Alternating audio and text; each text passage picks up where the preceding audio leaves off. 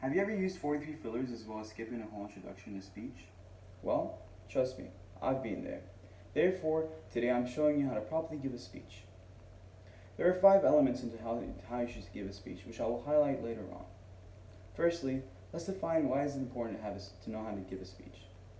Giving a speech is so important because we really do use it throughout our whole lives.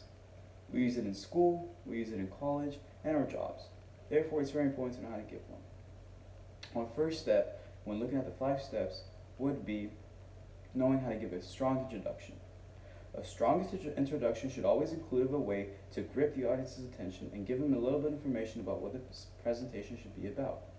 For example, it could include a fun fact, it could include something funny, or it could include many more other things in order to give a strong introduction. For example, if I were to give a presentation on dinosaurs, I would start off by giving a very cool fact about a certain dinosaur I'm presenting on. That would immediately grasp the audience's attention and let me have their full attention for the duration of the whole speech. The second important step in most speeches is requiring visual aid. Visual aid helps the audience follow along as well as giving the speaker a point of reference. Visual aid could include images, videos, bullet points, and much more. The third very crucial step will be having a loud projecting voice as well as not using fillers. So why should we project our voice loudly? Well, projecting our voice loudly would allow everyone in the room to hear our speech and would give everyone the equal experience. It's not fair for only the people in the front to hear your speech and not for the people in the back, because you are really giving a speech to the whole people in the room, not just the ones in the front. Therefore, it's always important to speak clearly and loudly, so we make sure that everyone gets the same results. In addition, we should always look to not use fillers.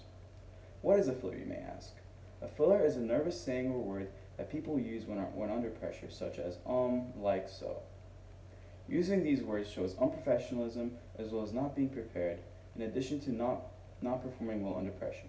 No one wants to show that. No one wants to show the audience that they're not well prepared to give a speech. It shows clumsiness and unprofessionalism. Therefore, it should be avoided at all costs. The next step, which goes together with fillers, would be no fiddling. Fiddling could include many things.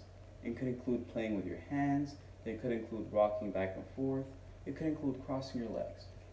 Therefore, we should always avoid all these things because it shows that that the speaker is performing under pressure and they're not well at doing so, in addition to not being professional.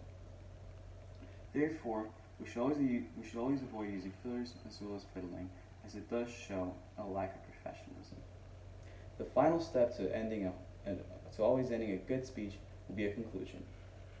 A conclusion should always include either a fun fact or similar to an introduction, which will keep the audience to remember your speech forever.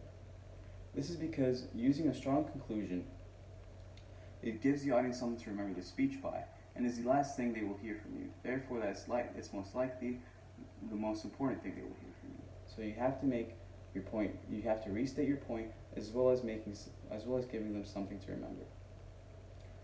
Therefore, those are the 5 steps in giving a speech. Speeches are very important in life, and we should use them throughout our whole life, and we shall use them. So, therefore, you're welcome with me giving you a good idea on how to give a speech, and I hope I see you improve in the classroom.